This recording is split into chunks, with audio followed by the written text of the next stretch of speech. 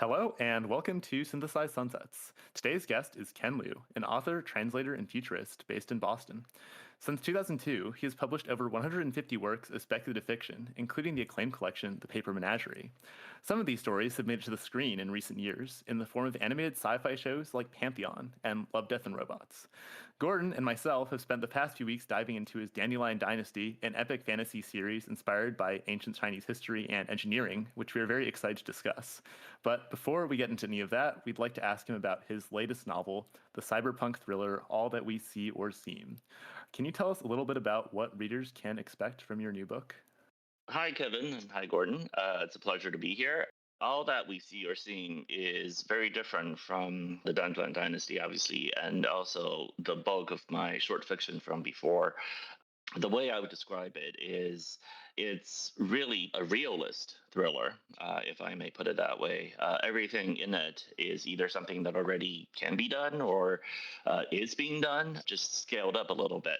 But essentially, it is a thriller starring Julia Z, a hacker who has a particular set of skills related to the inner workings of AI. And she has to use those skills in this particular book, All That We See or Seeing, to save Ellie, an artist who works using AI to give her audiences a special kind of experience in which individuals come together and dream a collective dream. It's a story very much inspired by what you see in the headlines. It also includes a lot of speculation on what the future of art will be in the age of AI for human artists. I have very strong views on what human artists can and will do in an age where AI is being bandied about as a kind of way to produce cheap copies of human creativity. And basically, Julia Z is a protagonist who has to figure out what keeps us human in an age where AI is everywhere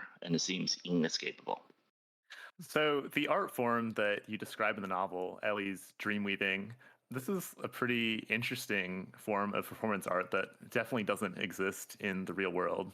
Essentially, Ellie acts as sort of conduit for the imaginations of all these people who are like viewing her inside of an arena, and like the AIs, their respective AIs, just kind of like all shuttle information back and forth and create this sort of a collective immersive experience. Did you have any inspiration for coming up with this particular art form? Yeah, absolutely. I mean, you can obviously read it metaphorically because essentially that's what all artists do, right? I mean, all artists in some ways are conduits for the collective unconscious and then bring it forth for their audience. I was also inspired by the fact that a lot of our forms of art and religious experiences really are similar to this kind of dream art that I'm describing here. When you go to a concert, when you go to a religious service, there are times where you feel that you have become part of something much larger. You have merged into a collective identity, and these are very powerful experiences. They are very important for ourselves as a species. The way we experience consciousness, these moments when we become part of something larger. I would argue, in fact, that these are the experiences that give life meaning, and we sort of very much yearn for these experiences. A lot of these experiences have receded in importance, either because we dismiss them as not important or we treat them as though they are not important. So dreams, religious experiences, mythology, all of these kind of important experiences for humanity in the past have become marginalized and pushed outside of our core experience. And I think there's a lot of yearning for that. And so what Ellie does is basically a modern take on that. A lot of sci-fi actually deals with this kind of thing. The most famous example is probably Do Androids Dream of Electric Sheep? There's this whole concept of mercerism, where individuals use an empathy box, a machine that brings them into communion with a religious figure whose perpetual journey onto a mountain is a kind of metaphor for humanity's own journey. And I would say Ellie is clearly an artist who is in dialogue with that kind of imagined art form. I think that the use of dream weaving was really suitable for a novel about AI because I think that using AI, or in particular like LLMs, has been surprisingly similar to being in a dream. Something I appreciate that you bring up sometimes is that when using AI, often the most interesting part is not actually the output, but like the process of using it. And in fact, I would say that oftentimes explaining a time that you used AI is sometimes like explaining a dream, where like it's never quite as cool to the other person as it was to you at the time. You're like, I swear it was really cool. I swear it was cool that like this bear like appeared from the floor, and then blah blah blah, and the person just kind of like, oh, okay, and they're kind of just like rolling their eyes. And so I think that it was a really appropriate choice for you to have it be like this one-to-one but at the same time collective experience. Like that's definitely something I could imagine. I haven't necessarily seen AI art used in the context of like almost more like a concert. I feel like a lot of times when people talk about AI art, it's often more of like individual consumption or something like that. But going to like a huge performance for like a spectacle, that kind of feels like the more vital art form right now. Like this is the thing that people are just like really, really passionate about, and people are like dropping thousands of dollars on. You think about the recent Taylor Swift tour and the spectacle that was. Like I could definitely see something like this taking off. Yeah, if I can sort of speak to that a little bit, I think you've sort of hit the nail on the head. The reason why people are interested in AI, I think most of the time, is not because the output is particularly great. People love using AI to generate images, but almost no one ever goes back to look at these images. It's the process of creating these things that's fun. And I strongly encourage people who have not tried it to try to use AI with someone else, with a group of friends. Like chatting with AI one-on-one is interesting in its own way, but chatting as a group is often incredibly interesting, and much more so because you're using the AI as sort of a medium for all of you to converse with each other and play games with each other. That's where I think AI is actually interesting. And to your comparison earlier about Taylor Swift, I think what somebody like Taylor Swift does particularly well is she's able to make the audience feel that they have a one-on-one connection with her at the same time that they form a connection with each other. It's that connectedness that really brings people together. And even in a form like her concert movies, which are not interactive, her fans are able to create that interactive atmosphere with each other by going to the theater together. This is something that I think people have not actually experienced and don't quite understand. It's not about the film itself. It's about what the film allows the group to do together. So I think that's kind of the critical piece to what Ellie does here. My personal theory about AI generated art is that we have been completely missing the point on what AI generated art is. It's not like novels or paintings or music where the created thing itself is what's interesting. AI as a medium for art is almost always going to be more interesting in the process of it rather than the end result. And so when you go to one of Ellie's performances, it's not even like a modern concert in which the interactivity feels slightly illusory because it is one-sided. I mean, the performer does in fact feel the energy of the crowd, but it's not quite participatory as what an Ellie performance would be like, because as you pointed out earlier, the great thing about the collective dreaming is that you really do have a one-on-one connection with the artist in the audience. Your own dreams will change the dreams of everyone around you.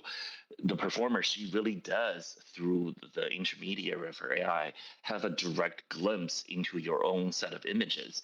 The point and the power of this particular kind of performance is the interactivity and the participatory nature of it. I sort of often speak about how in AI is a medium for art. It's participation more than the consumption that matters to people. And I think that's going to be the key for understanding why AI art will be interesting to people.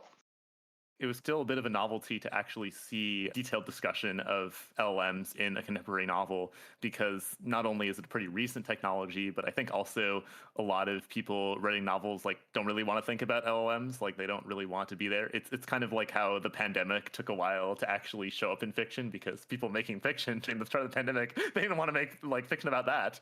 But thinking about it more, like that in itself, I think is a bit surprising, because for a lot of technological developments that have come around in like the last half century, science fiction has prepared the general public like reasonably well for it.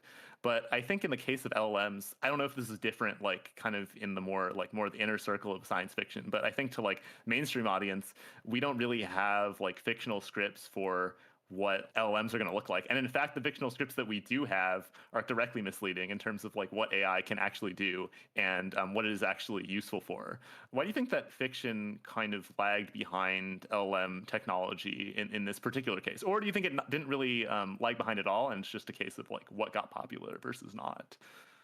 No, these are great questions. So I'm going to tackle from two directions. One is that in general, I think people need to sort of reframe or sort of understand better in what sense science fiction is predictive of the future, or in what sense science fiction helps us think about the future. I think this is a very subtle distinction that I want to make here, which is science fiction often gets the details of the future wrong, but it often gets the future mythology right. So here's a concrete example, right? So one of the most influential science fictional works for the modern world is Mary Shelley's Frankenstein. Some people consider the defining science fiction work. Obviously, the details of its predictions, the idea that we would take bits and pieces of cadavers, sew them together, and then run electricity through it and create new life. It's nonsense. But the mythology of it is right? The mythology of recycling bits and pieces of the dead to create new life. There is a sense in which that is right. I mean, think about what we're doing in terms of biological research. Think about in terms of how we gain new knowledge by basically exploiting past suffering and past medical experimentation that is deeply unethical. That, in some sense, is a mythological representation of how Mary Shelley got the future right. But the bigger mythology is she went into the collective unconscious and sort of retrieved this figure, Frankenstein's creature, right? The creature. And we can't now talk about new technology at all without invoking the specter of the creature. In news archives, whenever new technology is mentioned, Frankenstein is brought up all the time as a metaphor. Mary Shelley has basically evoked and created a mythology that all of us now use in modernity to think about how the future is made and what our relationship to our created beings are.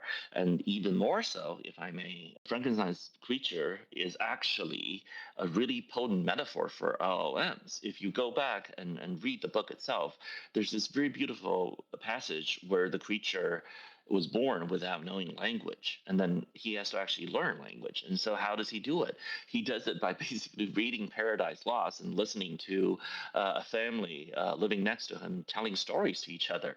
What does that remind you of? That's the training process for an LLM. So the creature itself gains its intelligence essentially by training as an LLM.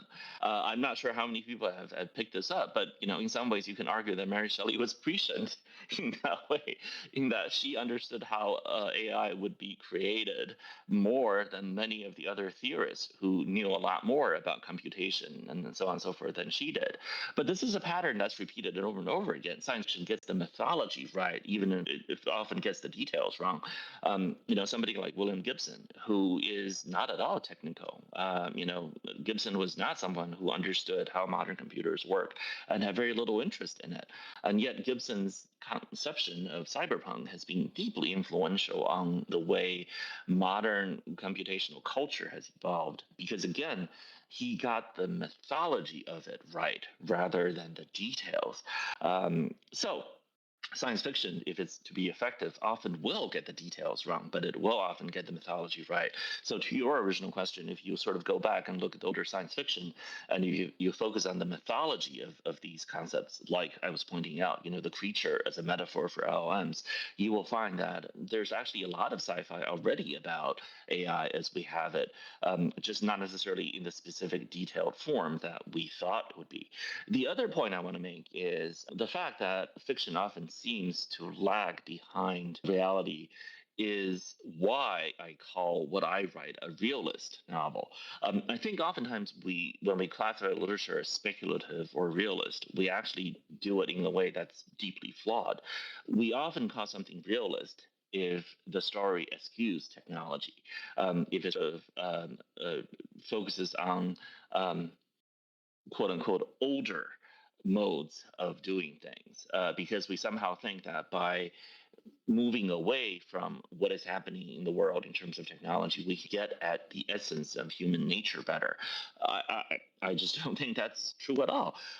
We are a deeply technological species, so many of our interactions are technologically mediated. And in fact, you cannot talk about our technology without understanding that our technology is nothing more than the manifestation and the emanation and the realization and the reification of our mental patterns. Every single piece of technology we use, the computer, language itself, writing, LLMs, whatever, these are all basically things that some human being imagined and manifested, made real in the world. So everything we have that's technological is nothing more than a concrete manifestation of our human nature. So if you don't engage with these things directly, then of course your fiction is not realistic. So that's why I say, all that we see or seem is basically a realist thriller. It's not really particularly speculative. I would argue that a lot of novels that deliberately try to write without any kind of technology in them are speculative because they're trying to get away from the reality around us. And to your point about, why it is that sometimes fiction writers don't want to deal with technology that's right there. Well, oftentimes it's because the technology disrupts existing modes of human interaction, and it's hard to actually figure out what the new mythology ought to be and what new patterns of interaction humans will invent. I mean, this is the reason why so many mystery writers these days, the first thing they have to do is figure out why in their books the cell phone doesn't work, because the cell phone destroys like a bazillion mystery plots. So again, I've actually made this into a little game for me where I was reading contemporary mysteries for quite a bit, and I would take notes on how each book has its own unique way of disabling the cell phone as one of the first things that it has to do in order to make it work. And that's less common now. I think over time, writers have figured out how to actually incorporate the cell phone into their plot in a way that heightens the mystery rather than destroys it, which is, it takes a little while for us to get our minds in that proper place. I think it's the same thing with, AI or whatever technology of the day is.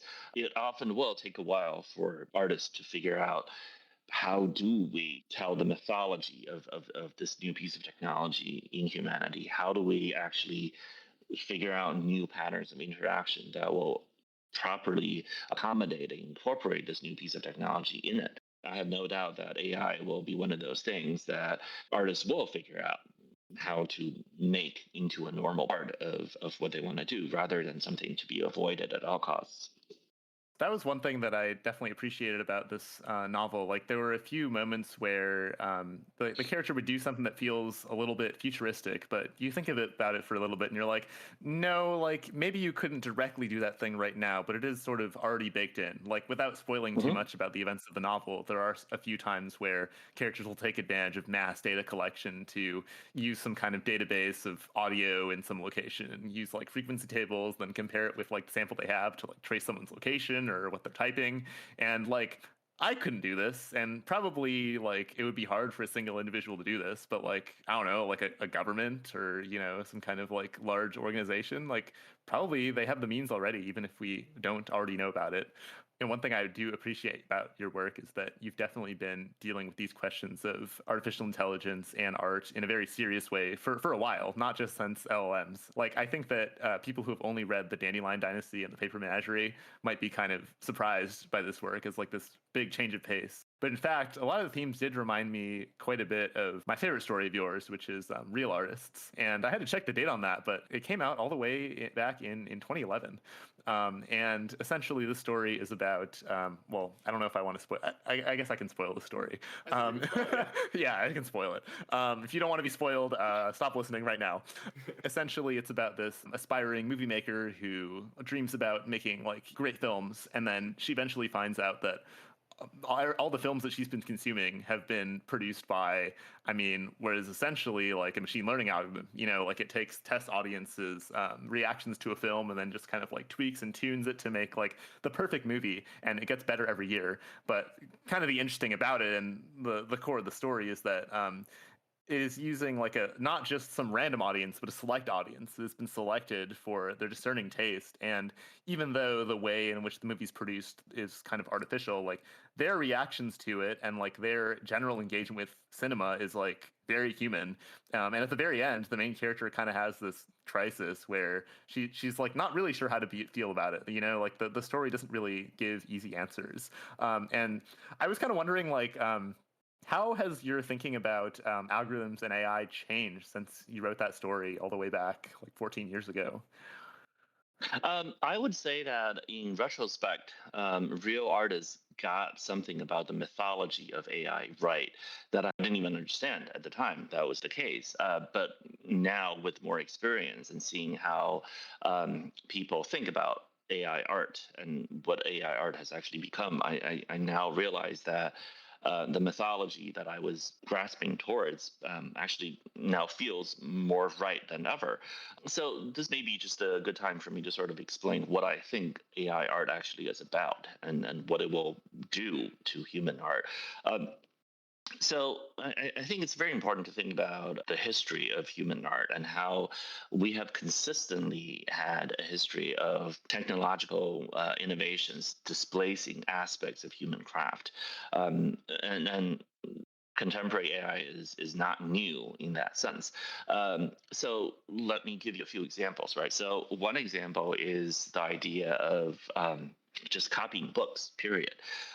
So these days, if you tell audiences that, at one point, scribes actually made arguments that a human copied book is superior to a book that's made by a printing press because a human copied book has more meaning and is more crafted. I think a lot of contemporary audiences would view that argument as nonsense. I mean, how can that possibly mean anything? Because the way we view what a book is fundamentally different. But you sort of have to go back to the time and sort of understand why scribes made this point. So when scribes are copying books, they don't just mechanically produce every stroke on the page. That's treating copying a book essentially as reproducing a picture, stroke by stroke. And in fact, scribes of the time dismissed scribes who were like that as mere painters because you could be illiterate and be a scribe. And in fact, some scribes of the time were illiterate in Latin. They really did copy books merely by reproducing strokes, and of course, they made mistakes all the time. But a proper scribe of the time would have to be somebody who is very erudite and who actually interprets what they're copying and corrects mistakes and elicits meaning out of the text, right? So this has to do with the evolution of Western writing. So the earliest forms of Latin and Greek writing was scriptio continua, meaning you put all the letters next to each other with no breaks between the words. And there were no punctuation marks whatsoever. It's really just a wall of text. As you're reading this, you have to be very creative in figuring out where the word breaks are and also how the words relate to each other because these are strongly inflected languages. And so word order didn't matter so much. You had to actually figure out what the sentence meant by basically constructing on the fly the grammatical relationship between the different words and then figure out what the meaning is. And then as you're reading, you would do a little performance and you would actually figure out how to read the sentence so that it would have the meaning to the reader. You can do an exercise like this for yourself. Take a piece of text, remove all the punctuation marks, and just have them be word, word, word, word, word. And then you try to read it, and you realize that you can actually interpret the same passage in multiple ways. You can read something as a question, you can read something as an explanation, you can break a sentence in the middle. You'll realize that without the punctuation marks and all the other ways to help us make sense of text, you can read the same piece of text in multiple different ways and have different interpretations. Just imagine even more than that, because at least in modern text, word order matters a lot. So scribes as they were copying, would actually make notes to themselves on how to interpret a passage. And over time, these notes actually became conventions. So the way modern European languages place so much emphasis on order. So adjectives must be next to the noun, they modify. Adverbs must be next to the verb, they modify. This is all new, right? This is all like an innovation from antiquity. And in fact, the scribes of Ireland and of Anglo-Saxon scribes were among the first in Europe to do this sort of thing. And so as they were copying, they were really actually interpreting, right? The printing press, of course, doesn't do any of that. If you're making a book by printing press, you would have to actually do all the editorial interpretation work first in the master text before reproducing it. So this form of copying basically became displaced by the machine. But if you think about it very carefully, the kind of craft that humans do of interpreting text, of making text say more of what it actually means, those kind of creative activities are they've not been completely removed. That's what critics do. That's what you and I do when we are readers and argue about the meaning of a piece of text. We still do those things. We just don't do it in the process of reproducing a book by copying anymore. So why do I emphasize this example so much? Because I think this example tells us where the future of art is going to be in the age of AI. Another example is something like engravings, right? So before the age of photomechanical reproductions, if you wanted to reproduce a painting in a book for print, you had to have an artist called an engraver whose job is to translate a painting into a set of carved marks on the plate so that it can be actually printed. That artist is an incredibly skilled craftsperson. Somebody has to learn the craft of translating colors and shades and brushstrokes into little carved strokes on the plate so that it can be reproduced in a print. And of course, engravers were replaced basically within a generation once the camera was invented and photomechanical reproduction techniques came into play.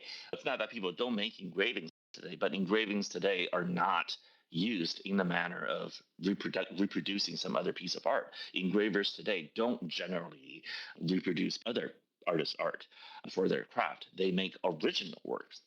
This is also a very potent example for what's going to happen with AI.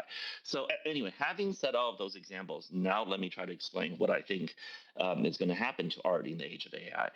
AI essentially is a kind of copying machine. It copies artist styles, it copies existing forms of art, remixes them, figures out new artworks that could exist in the latent space but don't actually exist in the training data. That's essentially how modern AI works.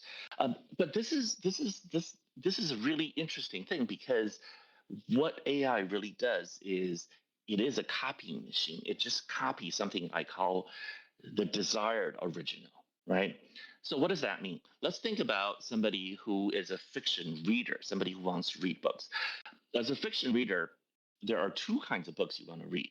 One kind of book is the sort of book that we think we want to read, the sort of book that is a surprise to us. So when I pick up the next R.F. Kuang book, I don't know what it's going to be about.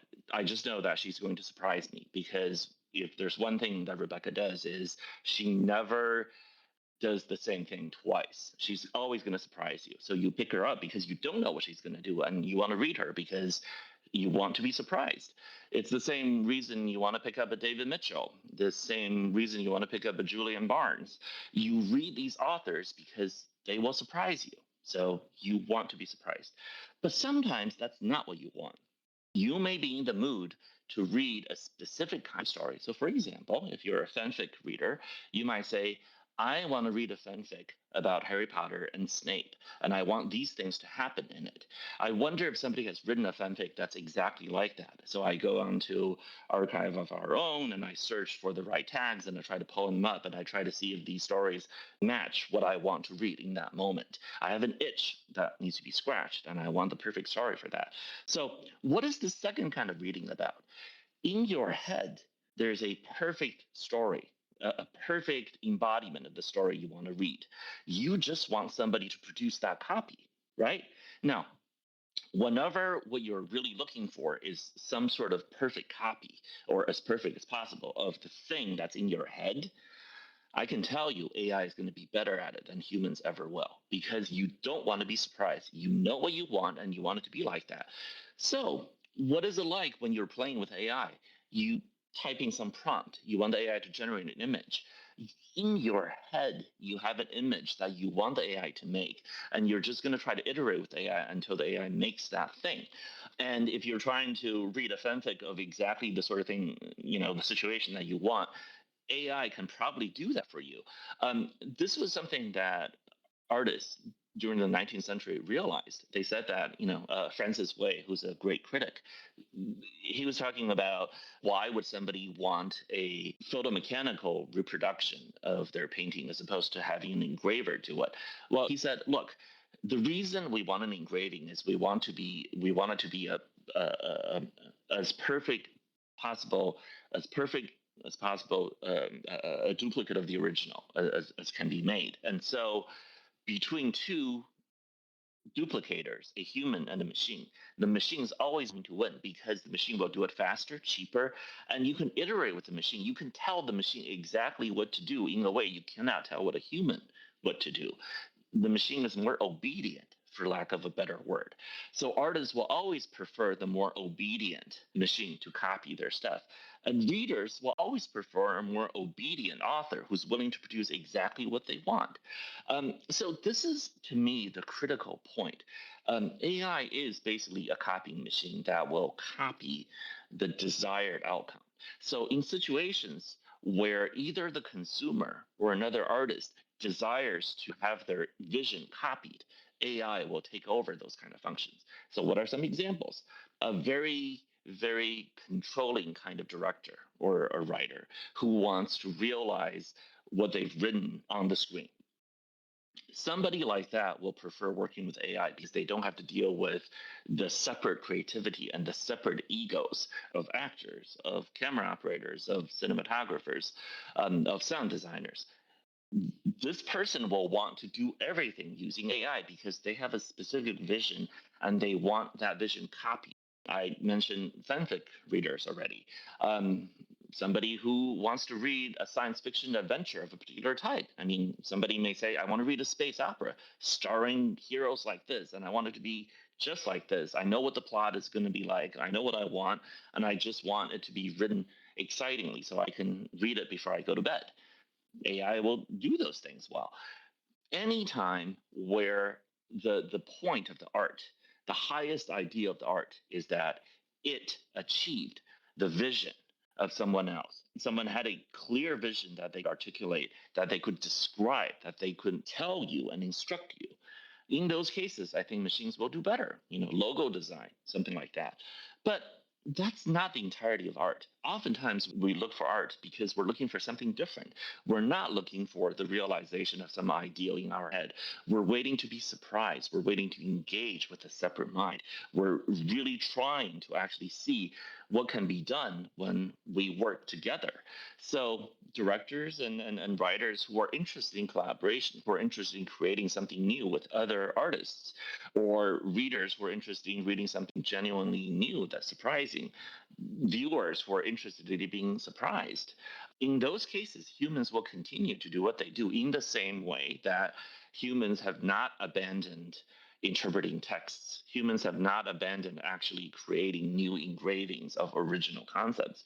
We will continue to be artists in situations where the copying of some idealized master in the viewer's mind is not the point of the art.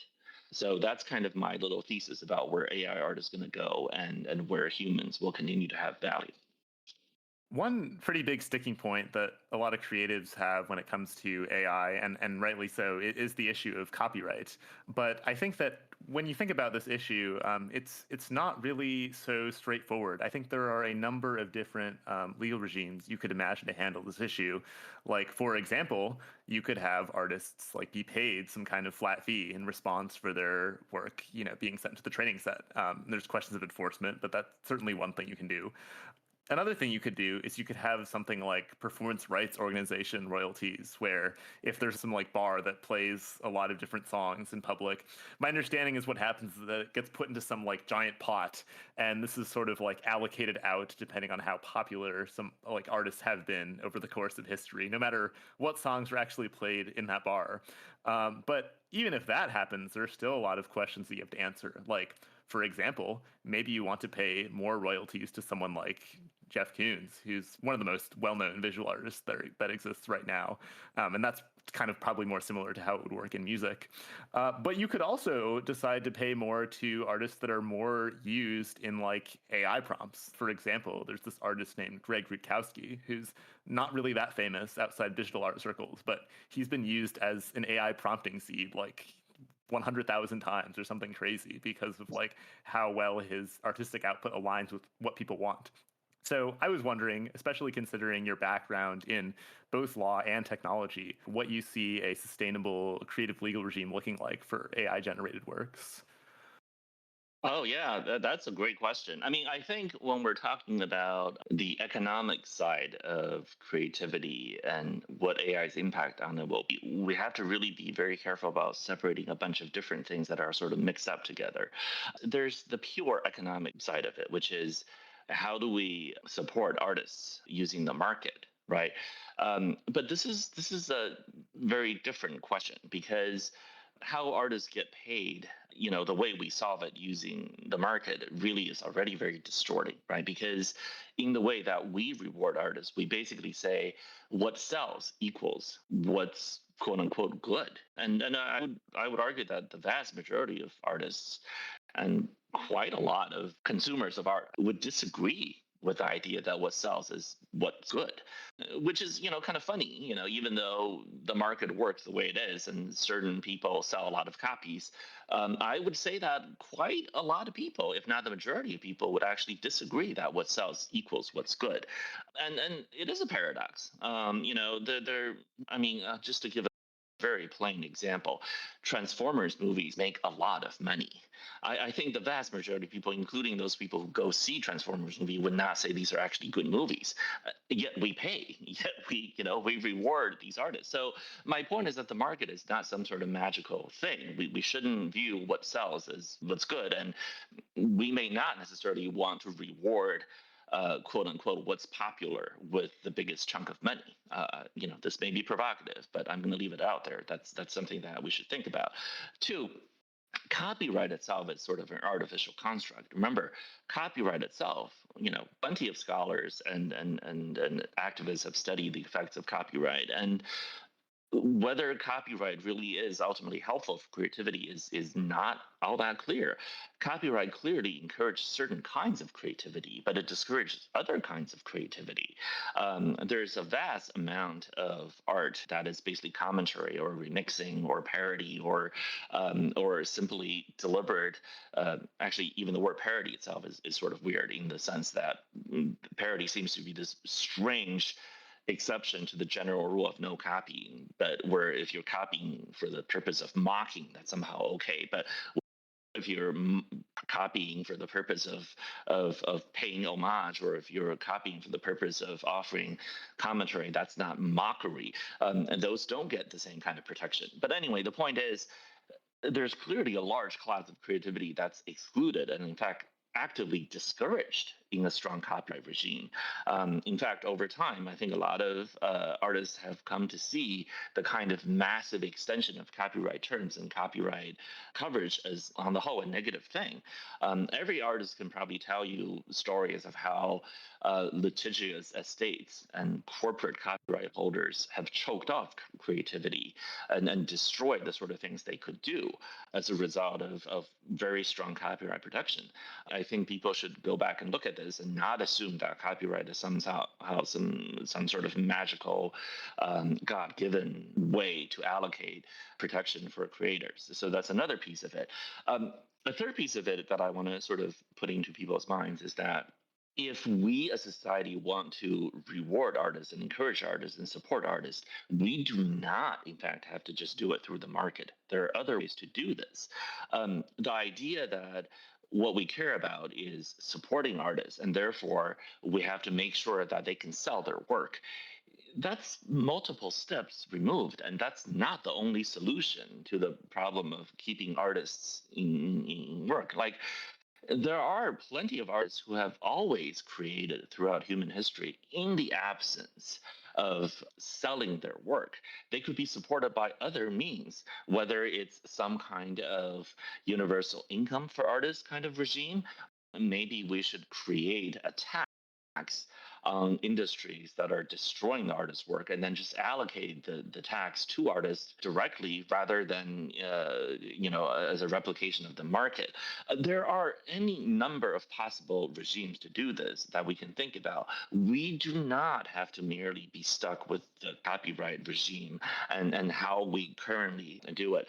In my book, I speculate on the possibility of artists licensing their own egoets, basically their styles, as a way to generate income. I talk about the possibility of artists being rewarded in other ways, whether through direct support or government grants or just other kinds of redistribution scheme. But my point is that if we have to really think carefully about what it is we're really trying to preserve. If your goal is to preserve the creative industries, the corporations that are making money from art, I'm not all that sympathetic to the idea of protecting large corporations. Business model relies on exploiting artists, and now they want to exploit artists even more by substituting humans with AI. I'm not particularly interested in talking about how do we defend these actors. They don't really deserve defense, and I'm not going to bother, thinking a lot about how do we save these companies. I'm far more interested in saving individual creators and how to preserve their dignity, the meaning they find in creation, and just simply their livelihoods. None of these things are tied to preserving the world as it is. None of these things are tied to let's just preserve the market exactly as it is. That's what I think is so frustrating about much of the current discussion. Much of the current discussion seems to assume that in order to support artists, we have to preserve the world as it is. No, we don't. We have to think about what we're actually trying to do here. All right, so over the past month, both Kevin and I have read your Dandelion Dynasty. Really enjoyed it, and you define this term as Silkpunk to market it. So could you sort of tell us what that term means? Yeah, so Silkpunk was a term I invented to describe the Dandelion Dynasty. Basically, a recurring theme of my creative career is I don't particularly care about genre boundaries and I don't particularly care about genre convention. So I often write things that are very hard to classify. All That We See or Seem is one of those books. I think a lot of people who are expecting a very strict kind of hard sci-fi work would find it not like that. It's not hard sci-fi in that sense. It's very much interested in dreams, art, telling a world as it is. But if you're expecting something like a traditional thriller, it's not like that. It's very interested in technology. It's very interested in the details of how things are done. So it's hard to classify, and that probably makes it hard to sell. But I don't really care about that, as I've mentioned earlier. I don't particularly think that selling is what artists are really there to do. The Dandelion Dynasty was the same thing. It was a book that, in some ways, is an epic fantasy, but it's also very sci-fi in the way it talks about, its equivalent of magic. It's not really an Asian fantasy because even though it's inspired by a lot of classical East Asian concepts, it explicitly eschews the idea of reading itself as a kind of story about magical China or magical Japan. It's not about that. If you want Shogun, this is not it. So it's a hard book to classify because it does all sorts of things that reach into different genres, and yet it doesn't really comfortably sit anywhere. So I coined the term Silkpunk to describe it. So what is Silkpunk? Well, it is a specific literary / technology aesthetic. Technology, in the way that I use it, is very expensive. It's not just machines. It's also forms of collective decision making. Things like juries, courts, regulatory agencies, parliaments. Ways that humans have invented to make decisions together. I call those technologies. I also call culture technology, customs, writing systems, linguistic innovations. All of these things are technologies because they're creations of the human mind, and then they in turn change the way we think and conduct ourselves. So Silkpunk is a technological aesthetic that covers all of these things. And it's a particular kind of a technological aesthetic. It's a technological aesthetic that's very much derived from the traditions of East Asia antiquity, with a strong dose of influence from the Pacific Islands. And why did I do that? Because I was motivated by a particular question, which is, what is modernity, right? So, modernity, as we experience it around the globe right now, is largely the consequence of the European Renaissance, right? So, the European Renaissance is the moment where the modern world came to be. And right now, no matter where you are in the world, when you speak of modernity, you're essentially speaking about the consequences of the European Renaissance. This is the reason why when we craft new words, we take Greek and Latin roots and we make new words out of them. That's why we talk about, democracy, chemistry, physics. None of these terms are vernacular terms. They're not constructed, for example, in English from Anglo-Saxon roots. These are all words deliberately constructed from Greek and Latin roots. Our modernity is built by this idea of cobbling together bits and pieces of our classical Greco-Roman antiquity and putting those pieces in new arrangements, basically Greco-Roman punk, if you will, and punking the future out of that past. Our modernity is essentially a deep, long conversation with the Greco-Roman past, where we take in bits and pieces of the past, putting them together. I mean, just imagine the degree to which Platonic idealism is still so potent for us, even today, as we talk about LLMs and AI.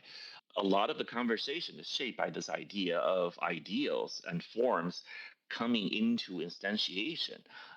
We are still in conversation with that classical antiquity through the European Renaissance and then the Enlightenment. Modernity basically has this mono origin. So Silkpunk is an attempt to construct an alternative modernity. Suppose we have a society like the imaginary society of Dara, this large archipelago of a large population with diverse cultures. Suppose this archipelago is on the verge of modernity, meaning their production capacity, their scientific outlook, their cognitive capacity basically is on the verge of stepping into modernity, but they are not undergoing the European Renaissance. Instead, they're inspired by something like classical East Asian antiquity with strong doses of influence from the Pacific Islands. What kind of modernity might a society like this construct instead? They have to solve the same problems that we do. What does it mean to say a people is a people? What does it mean to know the world through something like the scientific method? What does it mean to construct the equivalents of nationalism, of large-scale constitutions, of making dreams that govern millions of people? What are the ways in which we can allocate resources to do large, long-term, large-scale projects? If you don't have the European Renaissance as the process that crystallizes and catalyzes all this stuff, what is the alternative? What are some other ways that new answers can be made? And so basically, the people of Dara, through the 4 books of the Dandelion Dynasty, have a moment like this. They are reborn into a modern people. And then the 4 books trace their own version of undergoing this process of trying to answer these questions, coming up with their own solutions. So that's what Silkpunk actually is. I coined the term basically to describe a book about these alternative modernities. Perhaps my favorite technology, using sort of your expanded definition of technology here from these books, was actually this sort of lottery ticket rebate tax that occurs sort of in the middle of the first book, The Grace of Kings, in which our protagonist leads this city, and the small businesses in the city are, sort of hiding how much money they make in order to avoid taxes. And his advisor comes up with this idea to get the businesses to offer their consumers a lottery ticket with every purchase, so they can keep track of all the money that these businesses make. But in general, throughout the books, there's a lot of focus on like sort of the legal minutia of creating a functioning bureaucracy. And I see a lot of these books as like two of the main characters, Gia and Kogo, I see as having kind of their main goal as producing like a centralized governmental system that can function outside of the existence of like a emperor, like single centralized person. And that was one of my favorite things about this series. I really enjoyed this focus in a fantasy where I feel oftentimes a revolution plot is very common, but it's very rare to actually see direct evidence in your reading that this person will be a functioning ruler upon like winning the revolution. So yeah, was this something you were purposefully trying to focus a lot on as kind of one of the central themes for the book? Or Absolutely. I would argue that, one of the prime problems that modernity has to solve is passing beyond the reliance on a charismatic leader, right? So in pre-modern times, the charismatic leader is absolutely essential. All societies that are pre-modern have stories that are deeply tied to the idea of a wise, charismatic leader who will solve our problems, because that's the way collective decision making is done. We need to have some method of hoping for a wise king, a wise lawgiver who will solve the problems for us. But modernity is very much about solving that problem of replacing these fantasies and these yearnings for the charismatic wise ruler with what we call a constitution. Modernity is basically constitutive. We need to create a constitution so that we are no longer reliant on the idea of a wise ruler. And you can sort of see modern states all do this in various ways, whether it's a very active, conscious choice of actually declaring itself as writing a constitution in the way the United States does, right? We actually got a bunch of people together, a bunch of lawyers essentially together to say, can we, as lawyers, act as engineers and construct a document that will describe the way we're going to get away from the charismatic leader problem and have a system in place that will allow citizens to collectively govern themselves using these mechanisms. Or it can be unwritten, as the British Empire did. One of the great things about the British Empire in terms of innovation in modernity is it gradually removed the charismatic leader from the equation. The king or the queen became essentially a symbol. Parliament was supreme. But the real constitution of the United Kingdom really is its civil service. The greatest legacy of the British Empire is the civil service, which ended up being an incredibly influential technology in terms of allowing people to govern themselves and to continue to make wise decisions. Other modern states came up with all kinds of different answers. Periodically, there will be some charismatic leader who will try to revert back to pre-modern ways and take over. And then over and over again, we see that toppling over, because that simply is not something that can work in modern times. So I was very much engaged with this. So I wanted to basically think about how would the people of Dara come up with what would be essentially a constitution. They don't do it in the way that the United States does, but they do it in a way that's not exactly how the British Empire did it either. They did it in their own way.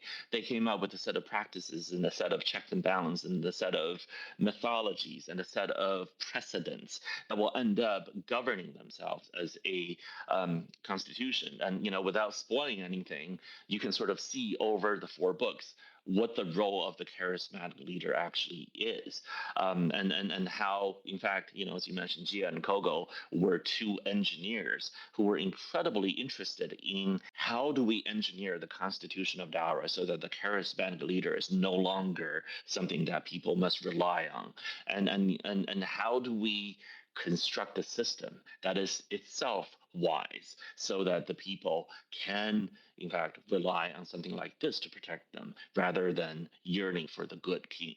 I was also, very concerned as a lawyer with the sort of unglamorous infrastructure that makes a big difference in real life, but often never gets talked about. I mean, tax policy in modern states. Tax policy is probably by far the most important way governments have of influencing their citizens' behavior. Lots of things that cannot be explicitly passed as spending measures can be passed as basically tax credits or tax deductions or ways to encourage people to do things that way.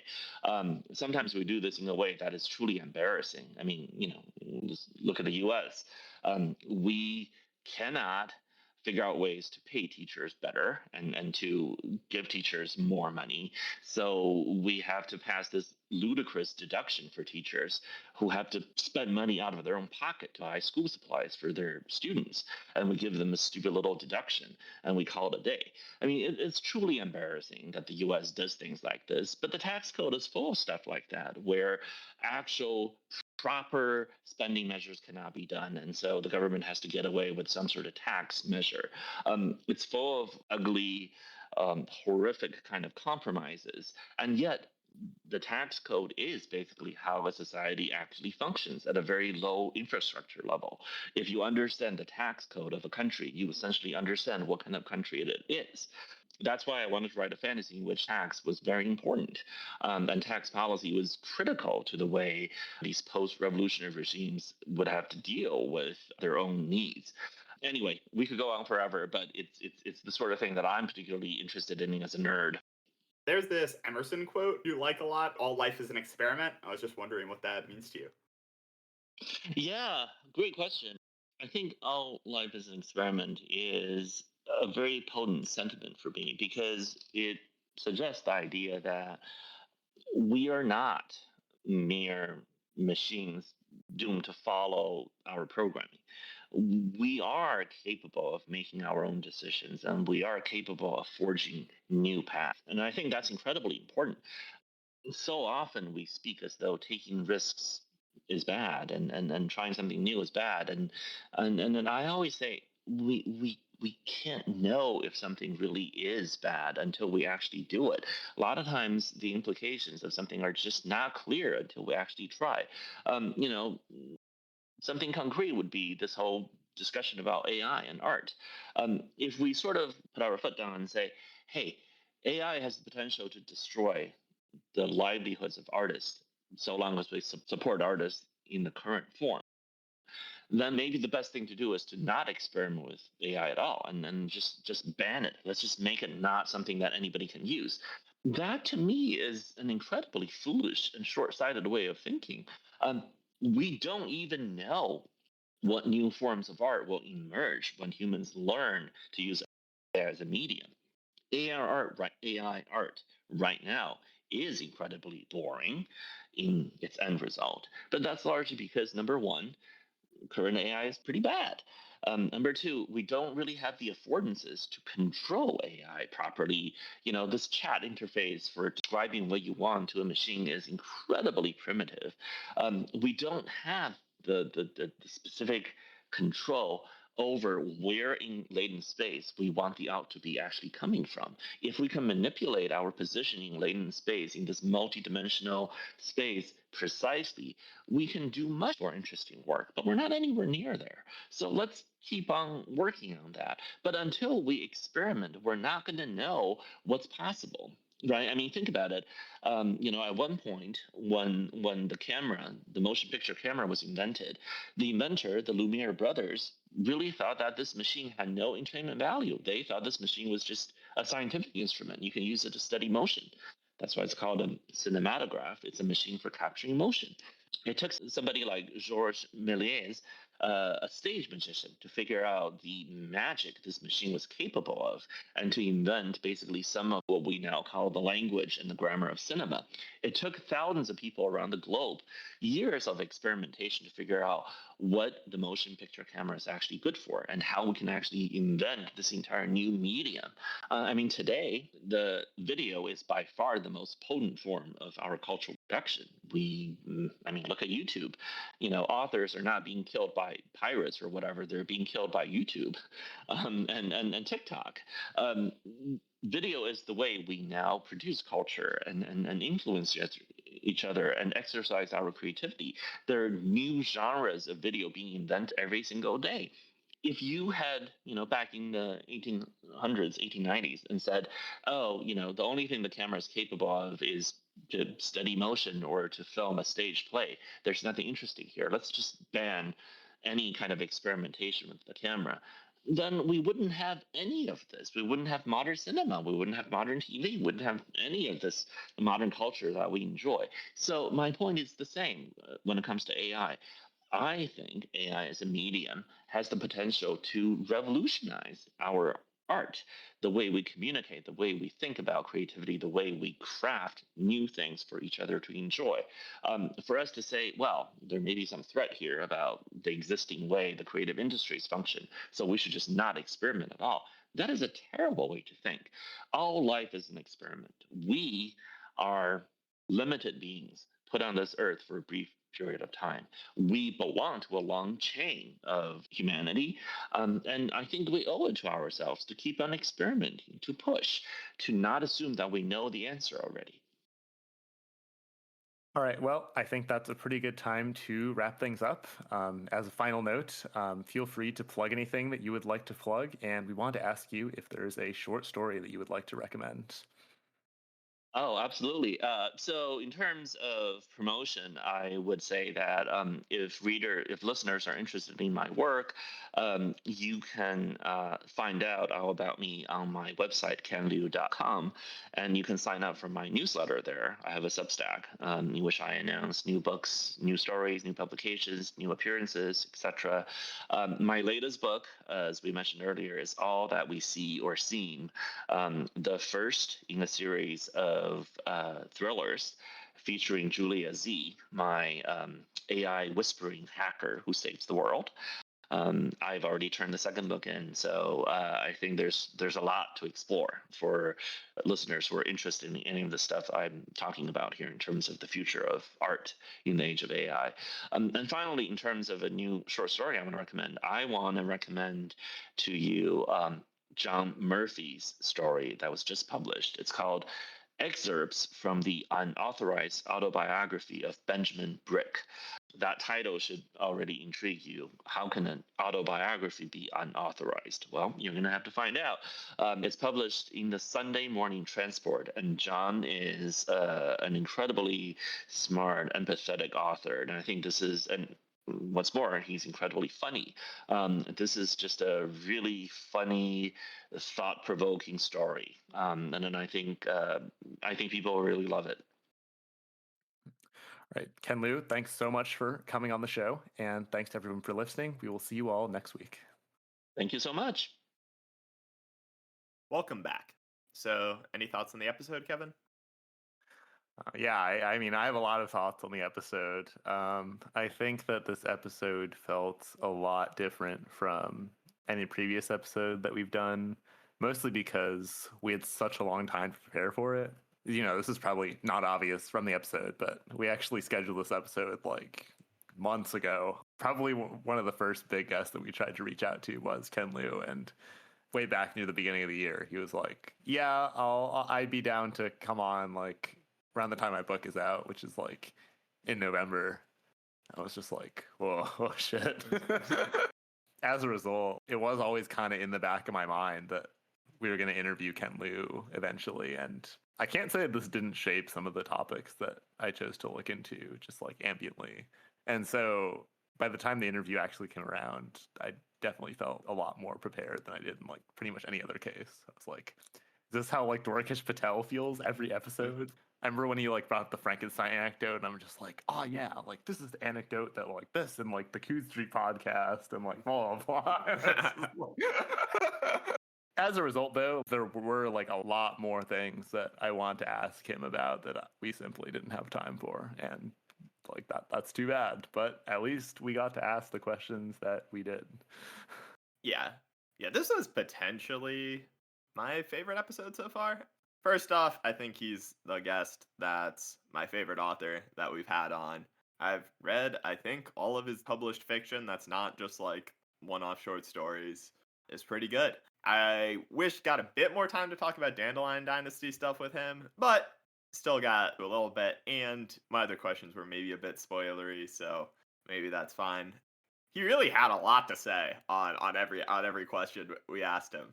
I feel like a lot of the time he could sort of knew like the general spiel he was about to give, and there were a few times like you or me would ask him a question and he would start like pretty far away, and like eventually like a few minutes later it would connect and stuff, and he had the vision.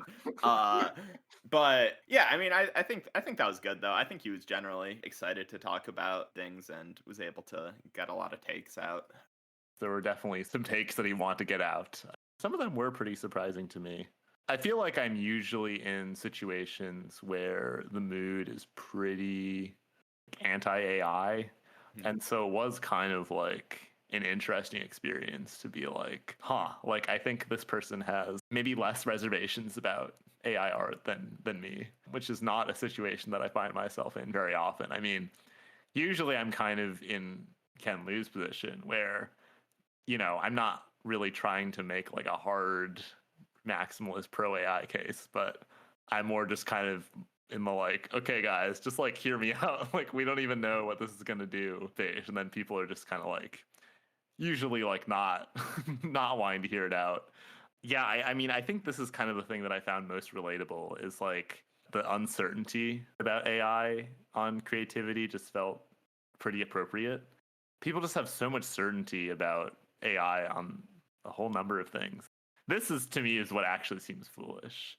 It's like how do you know? Like, how do you know it's going to do this? I really would be hesitant to make a strong claim about AI definitely having this effect that it hasn't already, like of any kind, not just in the realm of art. I think it's just so early. We don't even know what the implications of the internet are yet.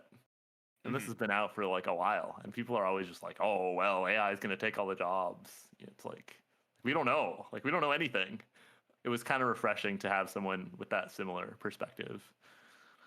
Yeah, I mean, I think he was the first person I've talked to that was an AI optimist from like the artist's perspective.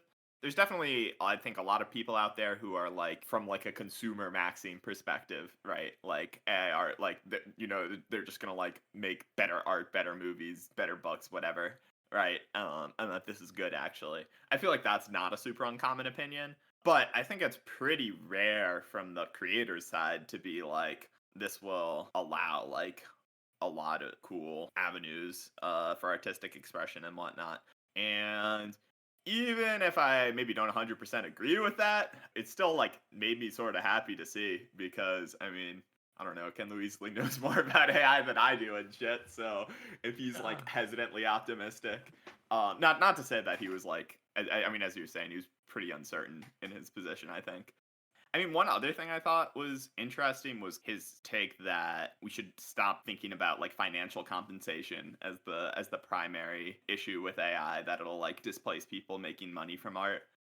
And I think this is kind of fair on some level, because making a living from doing art is already pretty ridiculously hard, and if you are successful, often requires a good amount of like compromise in your artistic vision and whatnot. And I don't think really anyone's arguing this is like a perfect system currently.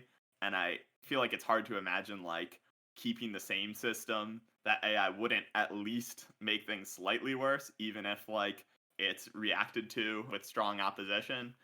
As a result, I think, yeah, like a paradigm shift is sort of good to consider. And there's also something to the fact that these things can be self-fulfilling prophecies. Like, if everyone thinks AI art is going to be bad for artists, then I think it does actually make it more likely to bring this outcome about. Yeah. Like, if everyone thinks that AI is going to be bad for artists, then it probably will be bad for them. That being said, though, like, I think the thing that wasn't really touched upon in this discussion, and this is what makes me, okay, maybe the second most concerned about AI, other than the whole, like, destroying the world thing, is that it just really reduces interdependence by definition. Like, if you are depending on an AI for something that a human previously did, then you're not as dependent on that human. I think you can say that pretty non-controversially, and I think this has a whole host of effects that are a little bit scary to me. And I think that one story you can tell about the 21st century is that it is about falling interdependence. It's kind of concerning to think about the fact in particular that, like, corporations won't have to be dependent on workers anymore, or just like ordinary people in general. Like, one concrete example I can think of is that there is a phenomenon in tech companies where there will be some product that's, like, pretty all right, but kind of expensive because they have to, like, pay all these pesky American developers, like, a lot of money. And so they end up, like, offshoring the development of this component to some foreign country. And in almost all cases, this leads to, like, a decline in quality in the product. But also, in all cases, it's a lot cheaper. Like Ken Liu was saying, the market doesn't decide quality, it decides what's good enough. And there will be a lot of cases where AI will make it easier to just, like, not really have to put in the effort to make something that's quality. I mean, if you were to, like, extrapolate, like, completely based off of current trends, right, that's somewhat what's happening. Where AI is, like, displacing humans currently, it's, like, definitely not better. Like, customer service is just, like, worse now than it was, like, 10 years ago, even though it already was so bad 10 years ago. But it's just, like, yeah, AI is, like, not good. It's, like, actually worse than even hiring foreign people from another country who don't speak English very well. But it's obviously also way cheaper than that case as well. Way cheaper. Way cheaper. And, like, maybe in, like, the occasional situation where you have, like, a super common query and you would have waited for an hour before, but now you don't have to wait. Like, yeah, it's beneficial. But I feel like, honestly, in, like, most of the cases, at least every time I've come across it, if AI customer service could have helped me, like, I could have figured it out on my own. Maybe for people who are just, like, doing this as, like, their first thing, but as someone who uses, like, customer service type shit as a last resort, sorta, like, I can't really imagine a situation where it'll be helpful. I feel like, yeah, there's going to be a lot of cases like this in the future. And, I mean, I think to some extent that's generally the world Ken Liu describes in his book. The internet, in his book, just kind of sucks. People's jobs are just, like, not... I didn't get the sense that, like, people were doing better at their jobs and stuff, or, like, like, lawyers or, like, police officers were, like, more excellent now that they could use AI and stuff. I want to ask about how the idiolects of AIs and humans will, like, influence each other, because there's definitely a thing, right, where, like, AI has this idiolect where they use, like, more M dashes, and they use the word delve a lot, apparently. I've actually, like, not really seen AI use delve. Maybe it's an LLM that I'm not using, but this is not a thing that's familiar to me. I feel like it's like a let's delve into this, like... Perhaps. But anyway, as a result, less writers are using these words because they don't, like, want to seem like AI. But I'm wondering if this may just, like, feed back into AI, and then, like, AI that are learning to, like, not be AI start to, like, artificially not use them, and then there's just kind of this weird, like, feedback soup. And I was also wondering, like, if there's things that AI use that people think are, like, kind of cooking, and they'll just, like, adopt them willingly into their own speech. Or if they'll just, like, talking to AI so much, just adopt a lot of their idiolects. Like, right now, AI models sound kind of similar, but it would be interesting if they actually had, like, pretty radically different ways of speaking, and you could, like, tell which one someone used based on, like, how they talked. One that does actually seem pretty ChatGPT that I use sometimes, and honestly, I don't think they're cooking. I kind of hate that I do this, but there's a thing that ChatGPT does where, like, it'll throw in this very kind of like quippy rhetorical question before like making its main point, and it'll just be like, and honestly, that kind of makes sense. And honestly is like the big one. And like sometimes I'll just do this. I'm just like, fuck. Fuck. Like very dull. It's like, and honestly, I kind of agree with that. It's like, oh my god. Yeah, that's pretty bad. I mean, yeah, I think this is pretty inevitable. It's pretty impossible to avoid exposure to like a way of speaking without changing your own way of speaking. Like, even if you don't like it, I don't know. At least in my experience, if someone talks like something and it's just like, I really hate this one phrase they use, I'm easily like way more likely to use that phrase than I was before. Like, I can have a negative reaction of something, but at least in terms of like speech and like vocabulary usage and like word choice, it's so much based on just like whatever I think about in that moment, unless it's like maybe if I'm writing, like I can like say some word less in my writing, but like in my speech, I feel like it just gets affected in a certain direction where you'll use stuff more, whether you like it more or not. And honestly, I think that's kind of wholesome. I think it is cool that people carry the speech of other people like in their voice. I think sometimes when I know a friend who is a mutual of mine, I can tell that they say something because other friends said this. Just like, oh, it's so cool. Yeah. Another thing that I've become more aware of recently is like learning about Chinese. I had always wondered like, why is Chinese tonal? Like that seems strange. Like why would the pitch affect the sound? Like why would you make a language like this? I mean, I think that even people who speak Chinese think this is like a bit cooked. But in fact, the original Chinese just didn't have tones. Like it was just toneless. What actually happens is that tones are just kind of like an emergent property of language. Like you'll have a language that exists in a certain way for a while, and then under certain conditions, it will just like develop tones. And then I was reading more into it, and like supposedly both Korean, specifically like in certain parts of Seoul, and also like African American vernacular English are like becoming tonal in some ways, which is like very interesting to me. Like it's a very slow process, obviously, but like I guess I had never considered that languages could be changing on a more fundamental level, like the actual structure, which is obvious in retrospect because if it's not changing now, then how did it ever change? How did it ever get like this? But, like, yeah, I guess I just like never put it together. I'm like, well, you know, new words get introduced over time, but like, yeah, I mean, like tones and shit can get introduced over time too, and that's kind of interesting.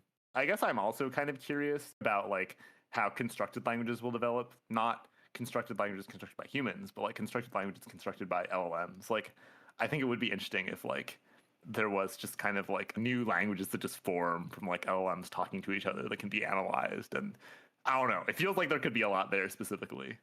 I mean, first of all, LLMs can just already speak all the languages, right? So like, yeah. I mean, on some level, it does feel like, I mean, they are like language learning models. Like this does feel like something that they'll be good at, you know? Yeah. I mean, one thing that will happen somewhat often is, you know, I use LLM to like learn Chinese a lot, and like a lot of times I'll just like get lazy. I'll just like, you know, take a block of Chinese and I'll just like put it into ChatGPT and I'll just be like, what does this say? What does this say? But like, in a lot of cases, it'll just like respond to me in Chinese because like what it's inferencing from is just like this big block of Chinese and like a bit of English, and like it doesn't actually have semantic understanding. So it'll just be like, they probably want me to say what it says like in Chinese, and then I have to just be like, no, I want you to say that like in English. But it's just like, fuck, stupid LLM, why is it responding to me in Chinese? Like why is it doing what it's programmed to do? Other thing we talked about here was the Dandelion Dynasty, which I read over the past month, like all the books leading right up to this episode, which was pretty sweet. Because I don't know, it's very cool to just like read a series and then get to talk to the author like immediately after you finish. But we didn't talk about like too much stuff, so I wanted to kind of just like throw out a couple takes and stuff here. And one thing I thought that was very cool about this series, and I think worked really well, is it's like a quartet, but I think the first book is pretty separate and standalone, and then the next three are almost like a trilogy. like the first book is more historical fiction adjacent. Like it's based off, true stuff that happened in like the two Han contention around the founding of the Han Dynasty in China. And it's less fantastical, less speculative, I would say. They're throwing like less like crazy new ideas at you. But there's still a lot of characters, pretty complex world. There's still like a lot of stuff to keep track of. But if you added in like the speculative elements all from the second book and onwards, on top of that, I think it would have just been like too hard to follow and been too confusing. He pushed back a lot of the exposition into the second and third books, and I think this was really effective. So the second book, like, the world expands a lot. There's a lot more stuff with describing technologies, but it's like reasonable to keep track of everything at that point because you already know all the characters and like know the places and generally have like a good background for what's going on. Did you sort of feel the same way? I know you only read the first two, but yeah, I think that might be true. I mean, there's definitely topics that get introduced in The Grace of Kings that are there, but they're just like not really expanded upon. Like, for example, I feel like the four major schools of ancient Chinese thought are mentioned in The Grace of Kings, but in The Wall of Storms they like really go in depth in certain chapters, just like talking a lot about these like two different schools. This could have been a lot if it was in the first book. I think there was just kind of just enough. But yeah, I mean, it's interesting as an approach. I think this is kind of the most important unsolved problem in sci-fi and fantasy. It's just like, how can you give the big world exposition that's necessary for your audience to understand what's going on without just totally cooking the reading experience? It's easy for literary fiction writers to just kind of like sneer at sci-fi and fantasy because like their reading experience is cooked by having to read like 10 pages about how this piece of technology works, and it's like not particularly lyrical writing. But then it's just like, okay, but you do that. Imagine having to explain everything that exists like on Earth, like in your literary fiction novel. That would be cooked. But actually, that feels like kind of an interesting exercise, is like rewriting a literary fiction novel as sci-fi, like as though like Earth does not exist. Like, so there's like these humans. yeah, like that would be that'd be rough. Yeah, reading exposition like most of the time just kind of sucks. Even if it's like very interesting. But having good exposition is like so OP. It makes like the rest of the story so much better and cooler and more interesting. And it's like the more subtle you are, like the harder it is to follow. And the less subtle you are, like the more the writing sucks. And it's just, yeah, it does feel like a pretty strong trade-off. I actually kind of prefer the approach where it's more shameless about it being boring. Like, I really like the approach in The Big Short to economic exposition. Oh, yeah. I mean, yeah, I think if you're able to do it, like, sort of like breaking fourth wall, I agree that's kind of fun. I think it would be bad if everything did that, though. Like, I agree it was good in that movie, but, like, if literally every exposition thing was, like, fourth wall breaking, that would get pretty tiresome. I'm not necessarily saying fourth wall breaking, though. I'm just saying, like, I'm not trying to cover up for the fact that it might be a bit of a cooked part of the reading experience. Just being like, you know what? We're just going to give the exposition, and it might be a bit cooked. Like, I guess I kind of prefer that to, like, exposition that's sort of just, like, not really super clear for the sake of like, oh, we want to make like the reading of experience of this exposition like marginally better. I can't say that I usually appreciate that. I pretty much always prefer them to err on the side of boringly complete and not trying to cook too hard. I mean, the one that bothers me more is like when it's like you have some massive block of text and then you're like, oh, this is kind of cooked. And then you just like, oh, I know. I'm going to have some character say massive block of text. And now it's like better because it's in dialogue and shit. But instead you have just like some character asking another character who like really doesn't talk too much a question. And then you get 3 pages of like quote back. This was the thing that bothered me a lot in like Stormlight Archive. This was maybe one of my least favorite things about the series. Is a lot of the exposition was just like tied up in quotes by characters where it just like really didn't make sense. And unless you can have it like arise like in natural dialogue, yeah, obviously that's pretty OP. But if you're like forcing your character to say something, just like have it be like the narration rather than a dialogue.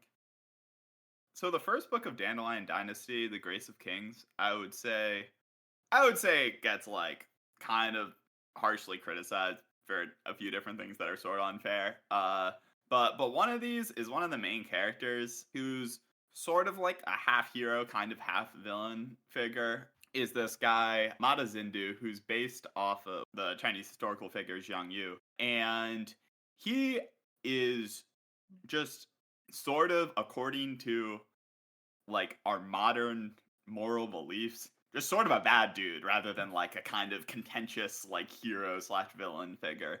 And I felt like he was pretty similar to Achilles in a lot of ways, who I think is also kind of a similar. I mean, Achilles is more like just treated as a hero. You're supposed to think he's a hero, but I would say like to a modern reader, like most people would kind of think this is like a pretty bad dude. And I do think this is just a real challenge with writing anything that takes place in like a historical period, because just like the population at the time, like your characters are just going to have like different morals than people now, obviously. And this causes a challenge because in the one case, you can just be like kind of make everyone into the same as like now, which I think is done frequently and kind of makes sense. And things are easy, but then it's just like not really historically accurate, and I feel like you're losing, like, even if you're not based off like a historical thing, it's just like not how the society would operate, and it just feels wrong in some way. But then on the other hand, if you have people like react how they actually would, then you just like are gonna alienate a lot of readers, because they'll be just like, wow, why does everyone fucking suck? Like, why is everyone so, like, racist and sexist? And, like, why do people think this was good? And you do want your readers to be able to put themselves into the characters. And you do want your readers to feel like, the way characters are reacting to things is the way, like, they might react or, like, feel, like, reasonable. So I sort of think this is kind of another difficult problem. I guess this is just what you're able to do when your output is so large and diverse. But like Paper Menagerie and Hidden Girl are really different. Mm-hmm. Like they do not feel that similar as collections. I mean, Hidden Girl definitely seems a bit more similar to All That We See or Seem, but I feel like the other three just don't really feel similar. Like there's some connecting threads, but I think that I mean, I think there's a few stories in each collection that feel like a bit more like at the other one. But yeah, for the most part, they are pretty tied to a theme.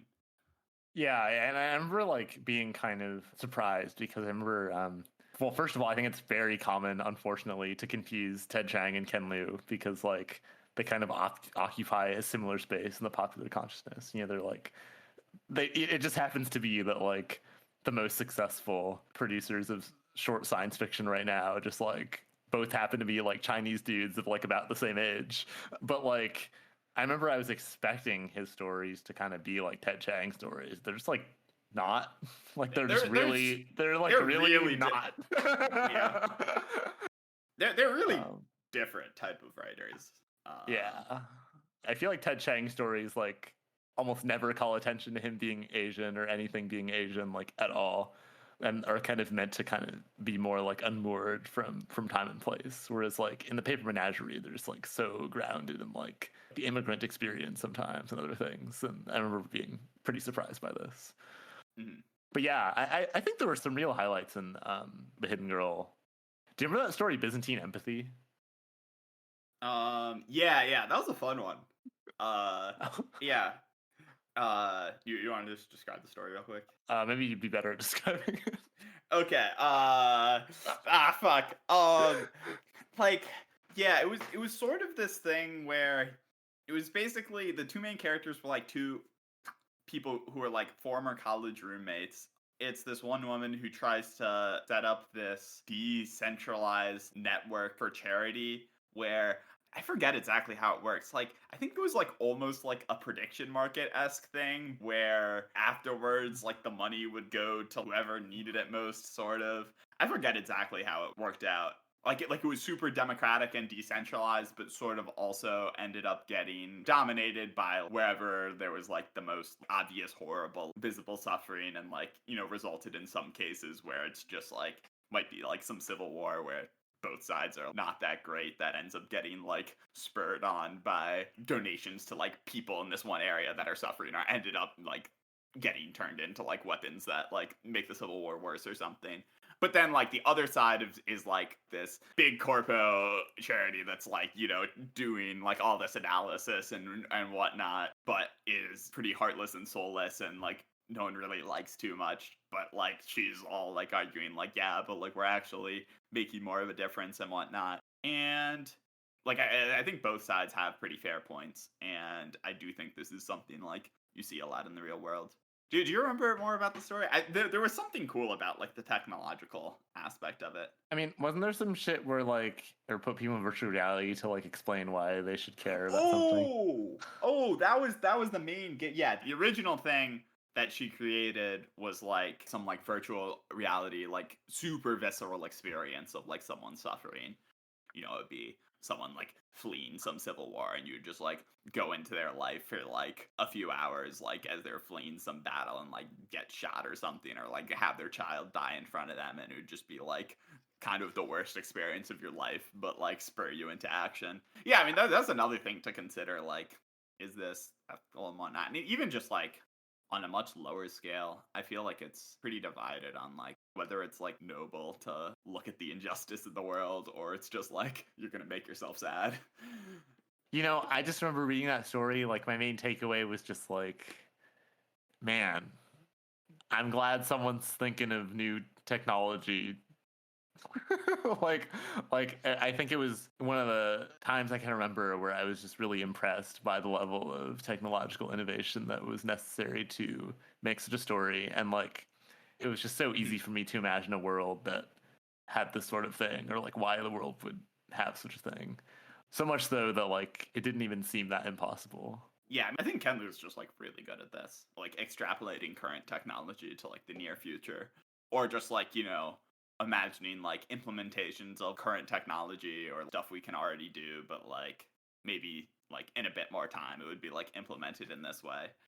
A lot of times people will invent like crazy new technologies, but then just like, you know, not have this case. It's pretty crazy to think about when computers, or like maybe even more so, like when the internet was starting to become a thing. Even after like the internet was like already existed, I think it would be like pretty common to see books or movies set in the future where it's just like not really a thing, and it's just like you could have extrapolated a bit. I think that was the most interesting point that he made in the interview, is that he actually thinks that realist fiction is less real in a lot of ways because it eschews technology. Yeah.